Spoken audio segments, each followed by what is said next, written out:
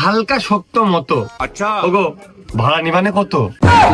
পাগল হয়ে যাব আমি। টাকার প্রশ্ন পড়ে আইছে, জানতে চাইছে এই মনে। আগে বাপু মুখটা ফুটে কও দিনি, যাবা তুমি কোনে? শক্ত হলেও ঢাক আছে, রঙিন আছে তোমার এই গদি। আপাতত একটু চলো তুমি ওই ভগবাননগরের মধ্যে। রাস্তা একটু ভাঙা হবে না, মাজাই হবে না ক্ষতি। তাও বাবু তোমার নিয়ে যাবো, 20 টাকা দাও যদি।